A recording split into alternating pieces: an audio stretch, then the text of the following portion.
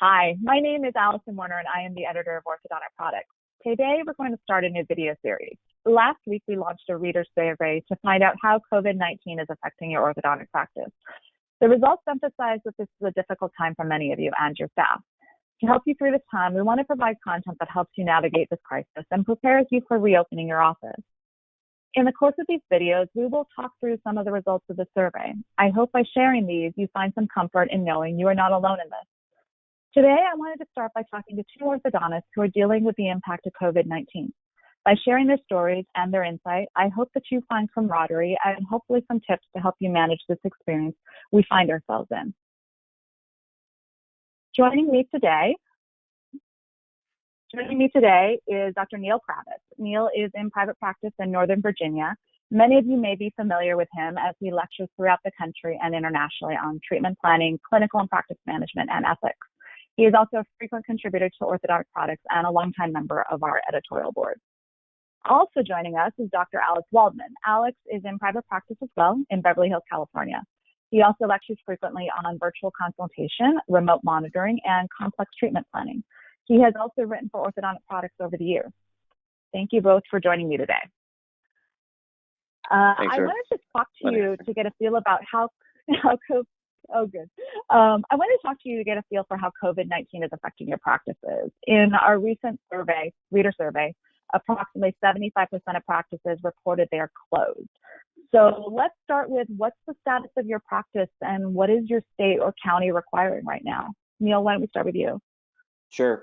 For Virginia, actually, I think Maryland and Virginia, there's no governor mandate to close the practice, but I think almost every orthodontist in our area has decided to close following the state or their state boards and the ADA recommendations. So though there really isn't, so we have this conversation frequently in groups, mandate versus recommendation.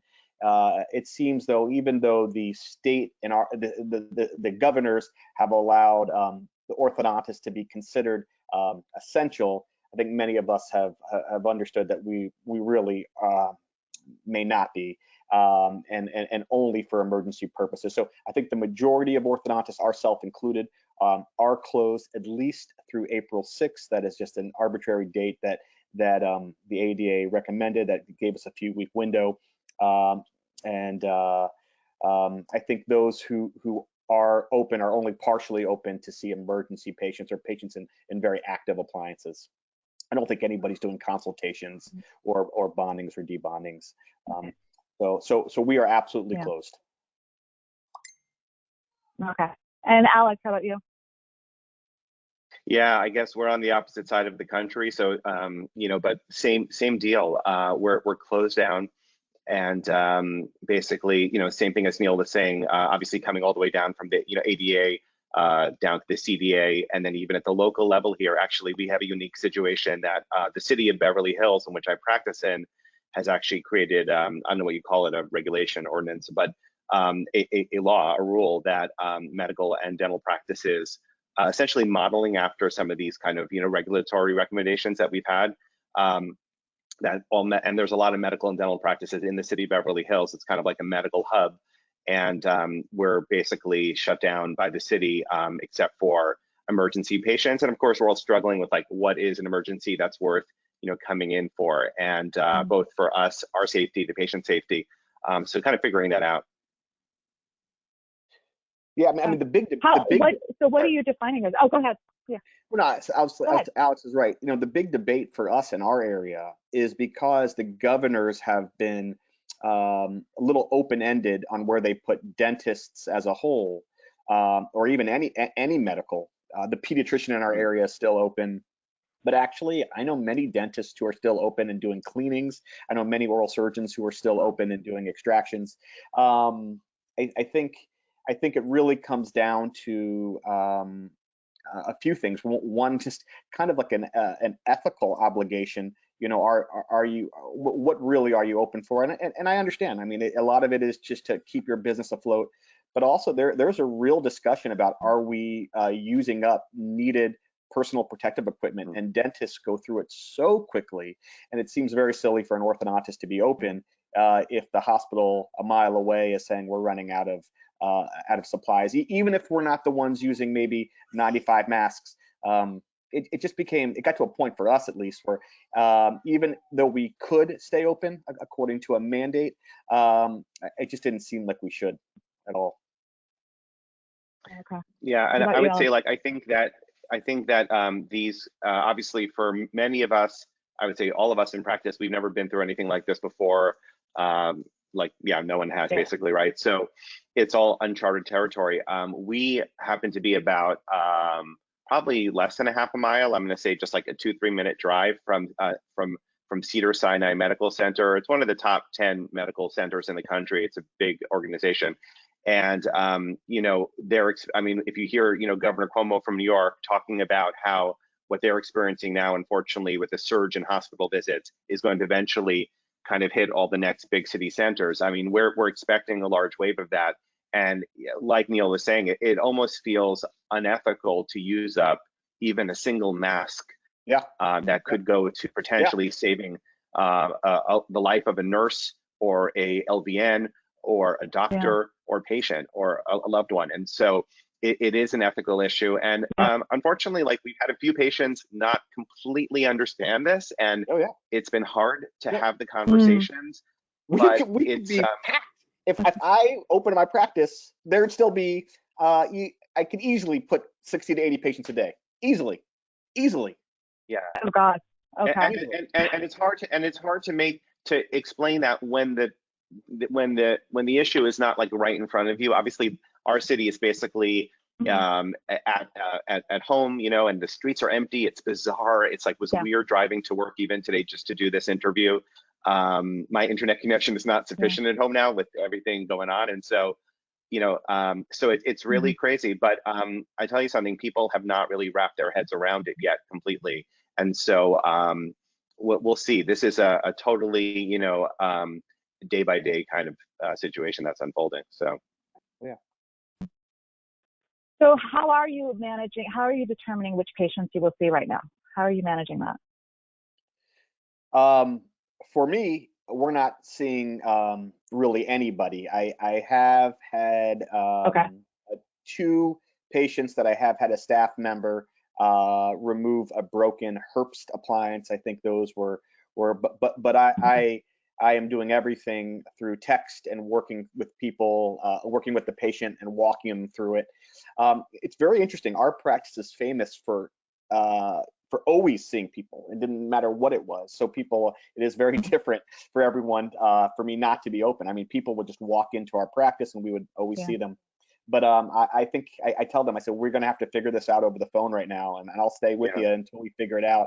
But my wife doesn't want me going into the office and bringing that back. I try to tell people I want to be there. So I think if you respond to the phone call, if you work with them on the phone call, if you don't just dismiss them, but to answer your specific question, I'm really trying to avoid going in at all, unless something is really hanging out of the mouth. We're not going in, and so far we really haven't had to. And I'll just add a few little best practices that we've been doing, that we've added in the last few days. One is that we're basically screening patients over the phone and doing a little medical screening to ask them, have they traveled in the last few weeks internationally or to any areas that have been affected, which is pretty much everywhere now. Have they been in contact with someone who has, you know, known exposure? Do they have any symptoms, cough, you know, fever, etc.? And if they respond negatively to all those questions, and they have a emergency that is really something that's causing them pain, risk of infection. I mean, those are few and far between in orthodontics. But if it's something that can be managed, that being said, like we don't really have the proper PPE equipment. I do have some N95 masks that I'm kind of saving for the really important emergencies that we'll need to see. And if they have something, like, we would see them, but it's important not to use air and water. I would say for a doctor, like, if you can do that procedure by yourself, do it by yourself. Don't expose your staff, needlessly. We do everything in a quiet room. We've been putting everybody in an isolated room. Isolated, yes. I just go in by myself, and like that's the room. So if I have to do something, that's just me. You know what I mean? I don't know if that's a great plan, but that's what we've been doing. And Alison, I'll add that I think you were asking just about, well, what's the status of the business? Are we closed? Are we open? And we are closed, and we are only seeing emergencies on a very as needed basis. That being said, I think it's really important that patients are getting the message that we're closed for seeing patients, but we're not closed for business. The office is open, and I guess this will tie into. I'm sure we'll have a discussion about staff and what we're doing with that. But at the end of the day, I think it really is important to do whatever you can to give the patients the confidence and the feeling that the business is alive. There's a pulse, and that we're responding to your calls, we're answering texts, all of that. And one thing that I can offer as a best practice that we did, which has been really successful, is we have a G Suite Gmail accounts for the office. So everyone has their, it's like, I'm Alex at Waldman Orthodontics. It's actually a Gmail support system. And so we added an email, and then we sent an email to the entire patient base saying that we have this email. It's called askdoc@waldmanorthodontics.com. So patients can feel they have a direct line to me without having to give out my cell phone number or without having them kind of hog up my personal inbox. Just setting up, it's almost like a hotline, but for email. Just to kind of, I felt it's important just to release the pressure that might be building up of people feeling like they don't have access to the doctor in this way. And I tell you, within, we set that up 2 nights ago, within the first day, I've gotten about 10 emails, and they're really easy to respond to, mostly just questions. You told me we needed to get started on this, but how is this going to affect that? One patient sent me by email a photo of a canine that we've been waiting for, that started to erupt and was hitting the wire. Is it okay? Things like that, just to give them the confidence that we are kind of moving forward. I will say a piece on social media. I think it's really important, and for practice who are already really good at it, do it. But I think it is important that we make sure that our messaging is getting out on a medium that every single one of our patients has access to, and not every one of our patients is following us or is engaged on social media, or they might be just ignoring all their business stuff and just focusing on their family. So I would kind of recommend that at least the really important stuff does go out by a practice-wide email from your software system. Most systems can kind of do that. And then the last piece of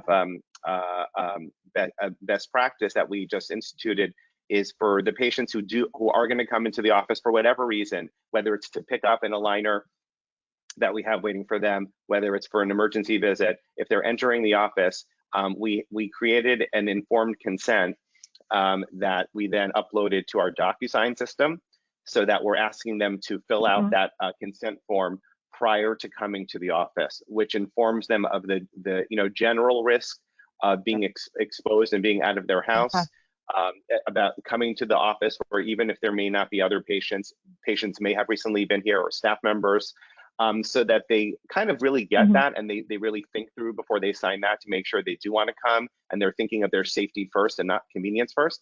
And also just to make sure that we do have some kind of paper trail for this, so they're would never come back saying, well, I wasn't aware that coming to your office was a risk. I thought it's just a nice, healthy orthodontic office. So again, things like that that we're starting. Okay. What about you, Neal? Is there anything you want to add to that? It's great. Good to go off what Alex said. We have a big Facebook presence, so I immediately put something on my page. I kept it very short and sweet, and just said, listen, we are closed. I had a great orthodontist tell me that his wording is, we are temporarily not seeing patients, instead of saying the word that they are closed, which I thought was fine. But I wanted people to know this was an absolute. It's happening. I just got in and got out. And then once you send that text that can go to every patient, we are closed for this amount of time, you'll start getting the phone calls. I mean, from everybody at that moment. And then it really becomes a rush. The challenge, right, is not just rescheduling patients. Where do we put them, right? And when is this going to end? Because I can say we're back in business on April 6th, according to the ADA, but this is not going away. And actually, according to our state mandate in Virginia, we're still limited to 10 patrons. So what we do in our practice, and Alex, I'm sure you're doing this, we tell parents when they come in, or this is prior to us shutting down, and it will have to continue for the rest of April. We tell them they have to wait in their car. So certainly if it was a young child, I wouldn't do that. But if you come in with a teenager, you come in, check in, and then go away in the car, and we'll call you when you're done. We're seating people every other chair, every 2 chairs. We're trying to spread people out. So I literally break down a chair and do not open that chair for the day, just trying to spread things out. But here's the kicker that we really haven't got to, right? So there's 2 main things that nobody really is talking about. One, I think a major reason above all for shutdown is, of course, our volume, but really the use of PPE. We're going through this stuff so quickly, we can't be a part of the problem. But 2, I don't care what I do for safety and OSHA. There's no way we're able to prevent aerosols and spreads. I mean, there's no way we're able to create a safe zone. I'm doing everything. I got masks on everywhere. I'm not touching the high speed. But there's still no way our area is free of aerosols. It is such a, if that is the problem, then dentistry is a very unsafe spot, no matter what I'm doing. And I'm really trying my best. So it got to the point where I said, that there's no way I'm really stopping anything, and I'm not sure it's worth it. So we're doing everything Alex is doing. We're doing the best we can. I find it remarkable the number of people who still will come in, and I still believe that no matter what the numbers say, if I was open, people would still be coming in. I really believe. Okay. Yeah. Let's talk about your staff. How are you handling that? Because, in our reader survey, 72% of respondents said they had reduced staff hours, while about 29% say they're maintaining normal staff hours. But when asked if the practice is likely to or is already experiencing staff layoffs, 60% said yes. How are you managing your staff at this point? And have you reduced hours, or are you finding ways to keep staff busy? So I'll go. So I have a very unique approach. The days when I knew we were starting to close, so a week ago or before. So when I knew we were going to close, we did all the things that one would do during a time like this, which is we cleaned the office. We did all that busy cleanup work. But I made the decision to pay them in full. So I just added PTO that they'll just if I just gave them extra days of PTO, and every week I'm closed, I'll just give them more days of PTO so it doesn't affect them. I asked them not to double dip, so they just get a full-time salary. They don't get more than that. But I felt if they were coming in, it was defeating the purpose. The purpose is for everyone to stay at home. And if I have 10 people in a room together, I'm not sure I'm doing a job. So I do have a administrator occasionally come in and check messages. They're trying to do as much as they can remotely. But I made the decision that if we were going to close, I wanted to be as close to a close as possible. And what I do have, though, very frankly, is I do have someone coming in occasionally, because the cashing of checks that are still coming in the mail, it helps me pay the payroll, and it would be very hard to do it if they didn't do that. But I didn't think I wanted the lights on and the staff there. I just thought that wasn't what we're supposed to be at home. If I never miss work, so if I'm home, then we all should be home. You know what I mean? So, and I made the decision not to lay them off. But again, I'm in a unique spot where I think it may only be 2 to 3 weeks before we're back at work. I think if you're closed for a month, you're looking at unemployment, and there's some great benefits happening there. But I made the decision to hold off on unemployment and simply gift them added full-time PTO. Okay. What about you, Alex? Yeah, Neal, I think that's a great approach. I mean, I think every part of the country is different, and we just don't know when we're going to return to work. I think if we did, it would be very easy to make a decision, and we would kind of know these things. I had started a practice, and over the last 17 years, I've never missed a payroll, and I've never not paid staff. You know, even in the early days, right, where you're starting out, you can't even pay yourself. But this has been very painful for me, and I did put our staff on a part-time basis, working from home, and they're encouraged, and they all did, to apply for, in California, I don't know if this is a national thing or state thing, but they can apply for underemployment. So even if they're, let's say, employed 20, 40, 60%, whatever it is, the balance of the hours, they can apply to the state for underemployment, and that's what they're doing. Basically, we're, for the hours that they are working, we are encouraging as much remote work as possible. Immediately, like as soon as it started to all go down, we set up, you know, everyone got a remote connection to the office. We use Weave, so it's you know, we have the ability to use the app, or they can even take home a phone if they wanted to, and plug it into an Ethernet. So the day they're working, they'll have full connectivity to the office and be able to answer phones, and, you know, be on Slack and all of that. And obviously, there's still going to be downtime, I think, especially for the clinical staff. So we're encouraging them to, when they're on the clock, to please, you know, use those hours wisely to do CE. And we gave them like 4 or 5 different resources that they could use, whether that's the stuff from Invisalign, or from Dolphin, or from this, that, and the other, from the AAO. I mean, there's some great resources out there that we normally don't have time to get to. But now, as we're really encouraging them to at least, you know, kind of get their game on and really come back excited with some new ideas when we are able to come back. I'd like to add one thing to this that gets forgotten. We talk about staff, and many of us are using our pay as a means of really establishing greater rapport with our team, and we really care a lot. And now we have this opportunity to really show it. But actually, my associates, who I love, who have built my practice, they are not getting paid. There was no way I could pay a doctor's salary during this. Our payroll is well over the $100,000 per pay period every 2-week mark. We would quickly be in significant debt. So I'm able to pay for my clinical and administrative staff, but at the sacrifice of the associate's salary. And they are the forgotten soldier in all of this, because I've asked them to be patient. True. And I somehow am going to have to figure out a way to make it up to them, because I want to.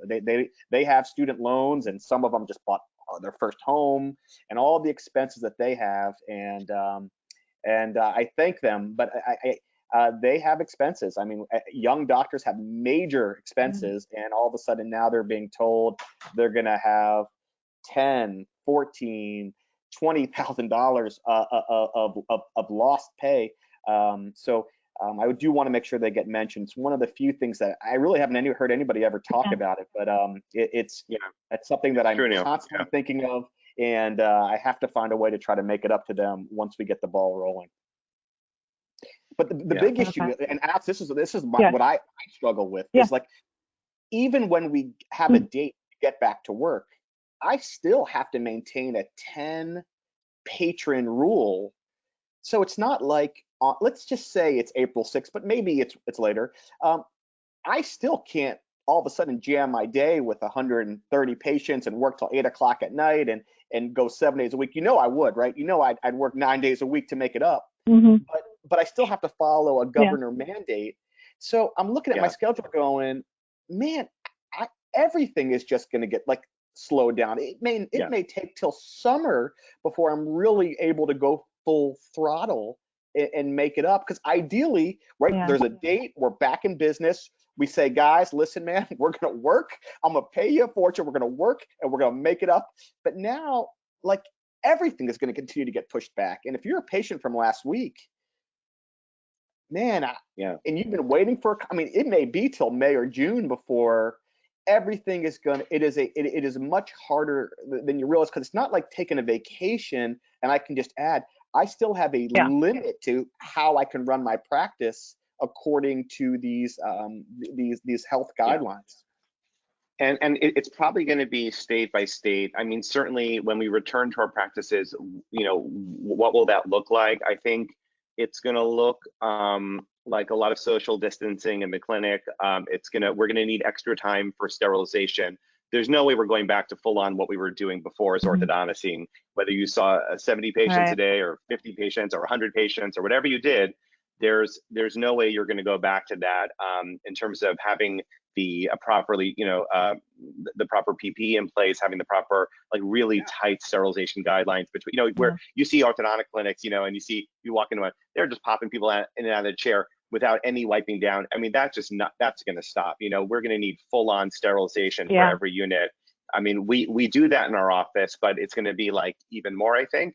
And so that's going to be a certain amount of frustration, and it's going to be, I think it ties into the whole story of a lot of the clinical efficiencies we're seeing in the market with a lot of the products coming out too, because I think that having clinical efficiency before, like, let's say maybe doing an aligner case and being able to see the patient less frequently, having less emergencies, or using a digital braces system that has the advantage of it's a smarter system. It doesn't need as much tweaking and adjustment. It's all there.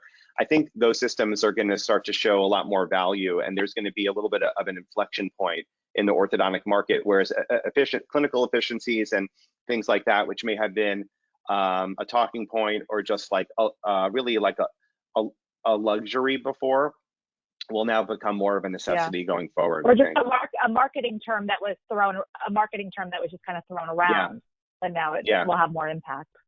Yeah, I think so. Okay. Well, I think we've talked about this a little bit. You've mentioned a little bit. What are you doing to prepare for when you reopen? Or is there some kind of strategy you're taking at this time to just kind of make sure you're somewhat ready to go for whatever that looks like? Yeah, I mean, I have extended my day and shortened my lunch. I've extended my day as much as I could. I still have to come home and at a decent time but again, here's the kicker. That's based on a day that's already full. That's not according to the guidelines. Like, that still doesn't so that's like a full day. So I'm just going to pick that date of April 6th. Again, it's just a silly date in my mind, but let's just pick that date.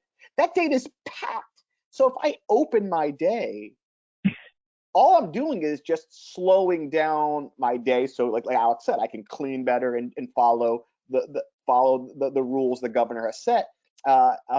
So adding to my day doesn't do anything for the patients that I still have to schedule. Like, that's the issue. So to specifically answer your question, I'm doing Saturdays and Sundays, and I'm doing everything I can. And it is going to take longer than I want because, again, there really isn't a day where we are back to normal. Normal is going to be slower and less. And it's going to be like that. I mean, would you agree, Alex? 6 months? 6 months before? I think so, because what you're seeing now in China and other places is that they got it under control. And by the way, they got it under control there with like military style lockdown, which will just never happen in America, not in LA. I'll tell you that. So, I mean, Alison, you're also in this area. You know what I'm talking about, right? I mean, it's going to be challenging. But then there's, recurrences. But in terms of like thinking, so I think, Neal, absolutely, it's going to be a while. We're probably looking to having an effect on our practices and scheduling into 21 at this point, is what I'm thinking. I mean, and we're thinking. So we started using dental monitoring in June of 2018. So we're almost 2 years deep into that system. We have most of our Invisalign patients on it. And we started using it for braces only in the fall. So we have only maybe about 60, 70, braces patients, something like that on it right now. But one of the things I'm going to be looking to do is certainly scale that up. The technology has proven to be really kind of, transformative in how we manage patients. And I think that there probably will be a significant inflection point. We're seeing it already. You see it in like kind of a lot of the, like industry newsletters and whatnot, that there's been a large interest in being able to have this unique experience with patients. And I think that we're going to see the inflection point. But as someone who are already uses it and has used it. I mean, we have you know, a lot of patients on it right now.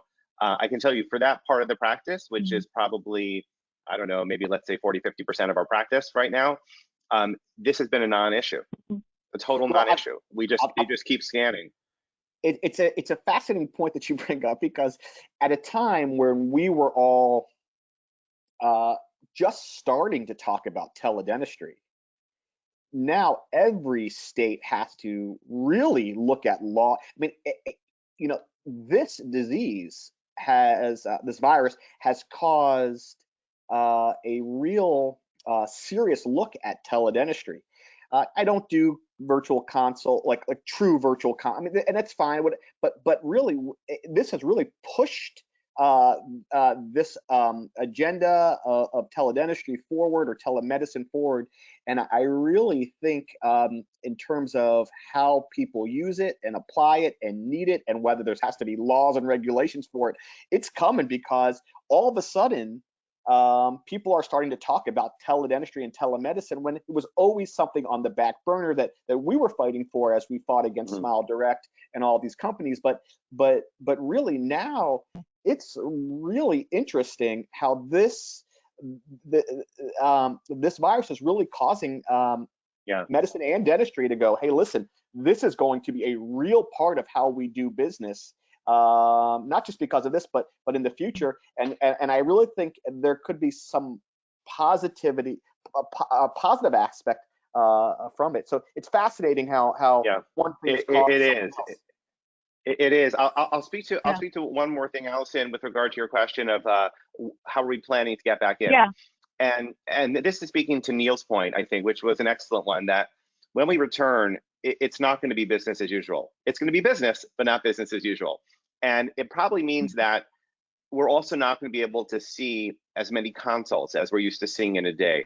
So if our production and our starts is based on a conversion rate of a certain number of patients, and that patient's lower, and then the conversion rate is a percentage of that, we know that our starts are going to be less, especially if we can't afford to pay the associate to come back in to help us in the clinic, or whatever it is that we do to spend more time with consult. That's going to be challenging. So one of the things that we've also been using now since March of 2019 is doing virtual consults, making that kind of part of our panel of consultative offers.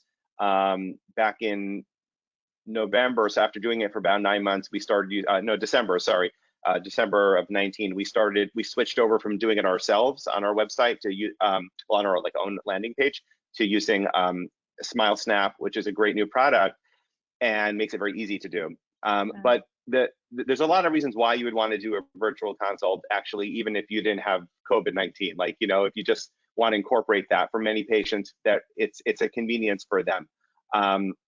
But I think the take-home message for virtual consults is that at the end of the day, it's probably the best pre-screening, filtering, and pre-qualification tool we've ever had for new patients, because we know, like, especially like in my area, we see a lot of adults, and we know nationally that adults have a lower conversion rate. I think when we get over this thing, every patient that gets into our chair every consult slot will be so valuable, and we have to really have a high level of confidence that that patient's going to start. And one of the ways that we can ensure that is by taking them through a process where, even before they get physically to our office and take up that slot, we have identified that they're a great candidate for treatment, that they've accepted a treatment plan, a fee, or whatever information the practice is willing to give them through the consult. We give them all of that. And so we have found, and we've run the data. We have data now on 300 virtual consults that we've done over a 12-month period. And the data is that basically, when you do a consultation process in that form, and then the patient actually comes into your office, so you're going to lose some. There are some that you'll go through your spiel, they're not going to be interested in treatment, but those are the ones that would have come in for consults and not started, right, for the same reasons, whether it's the fee or whatever it is. But for the ones who do come in after going through the virtual consult, and they come into your office to get started, those patients start at 80%. And so, you know, and that's whether it's a Google referral or a Yelp referral or a doc referral. It doesn't matter the referral source. As a group, they started 80%. So I think that, you know, using tools like this, people might be doing them for the reason of that's the only way they can be in touch with patients now. But what I think they're going to see coming out of it is a big advantage to making the transition back to this kind of partial practice, or this time where, you know, it's going to be really lean. Okay. Yeah, Alex, Neal, did you want to say something? No, I think it's great. I think, Alex, you're using the virtual consult correctly. I think, I know this is a different topic, but I think you're using it. I like what you said. It's really the pre-screen.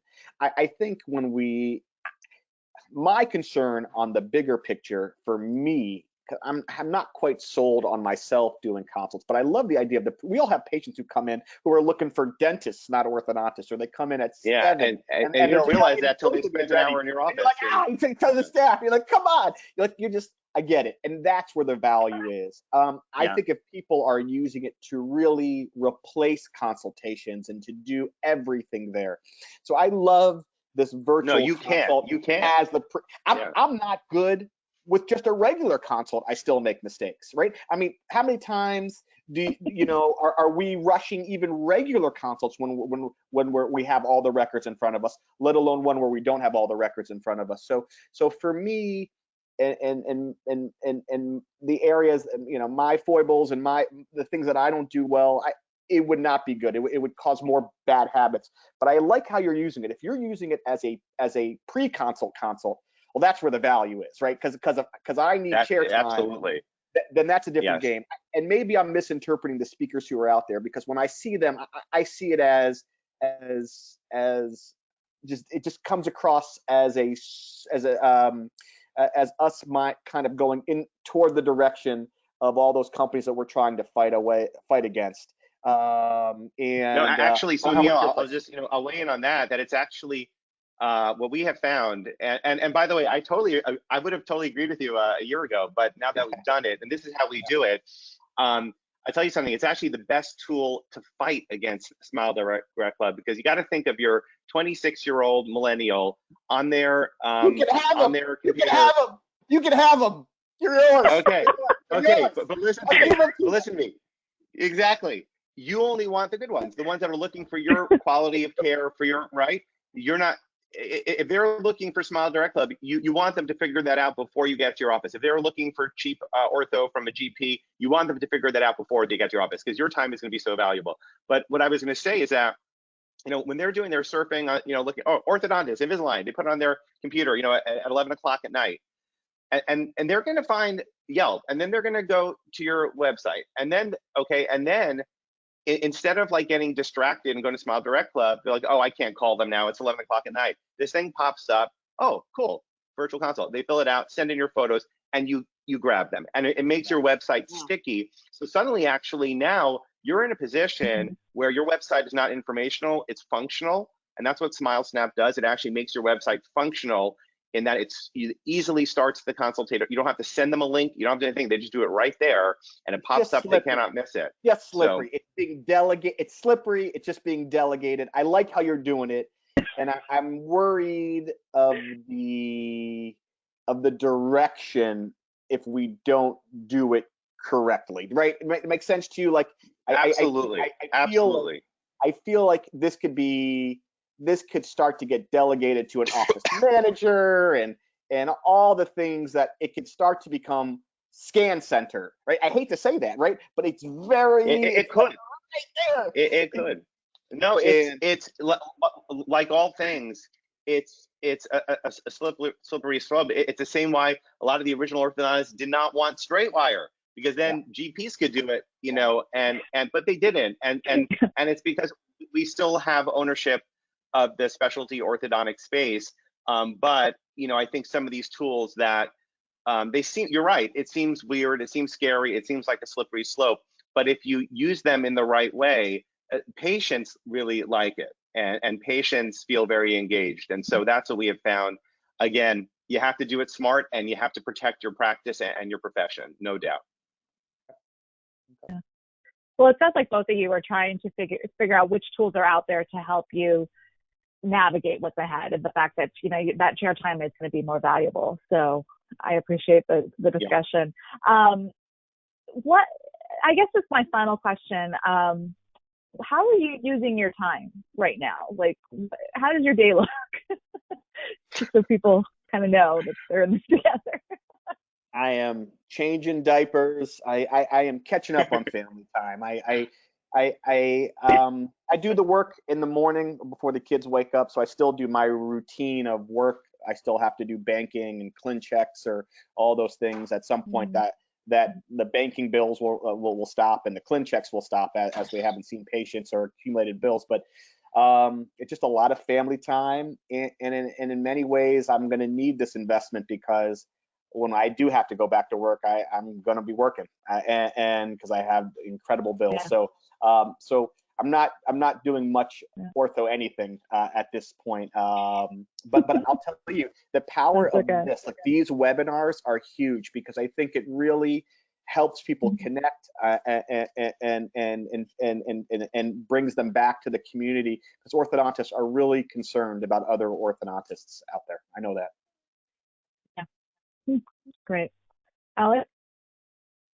Yeah, I mean, just echoing that, I think it's been, what I've seen in the last week is our profession really coming together, people offering best practices and advice, and just kind of all the Zoom meetings, the Google Hangouts, just people really trying to figure this out. I think it really speaks very well to our profession and the type of people we have in it, which has been really heartwarming. I mean, we already know that, but you see it in a time of crisis. What am I doing at home?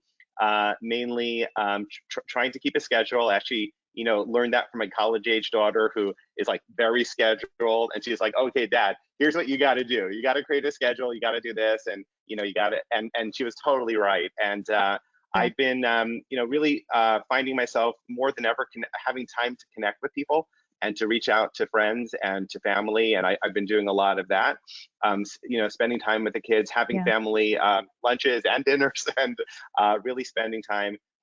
We were almost at an empty nest, and now everyone's back in the nest now. It's kind of like fun. But the other thing I've been doing is some projects I've been wanting to do for a while. Some CE things, just like, doing some writing, things like that. Just generally staying on top of things. I am trying to avoid Netflix. I have not opened up Netflix once, and I'm trying to keep that going for as long as I can. So a lot of news. Yes, I've been watching news than I ever have, but no Netflix yet. So we're gonna keep it strong. We'll check back with you in about 2 weeks. Okay. Well, I'd like to thank both of you for joining me today for this conversation. I think it'll be of great use to our audience. And to you who are watching, we will be back next week to talk about more of the issues affecting you and all this. And as we go forward, I invite you to reach out to me. I want to hear from you and find out what you need to know so that the team of Orthodontic Products can bring you the content that helps you navigate the path ahead. You can email me at awerner@medcore.com. That's AWERNER@medcore, MEDQOR.com. You'll probably see my email below this video. But until next time, take care and stay safe.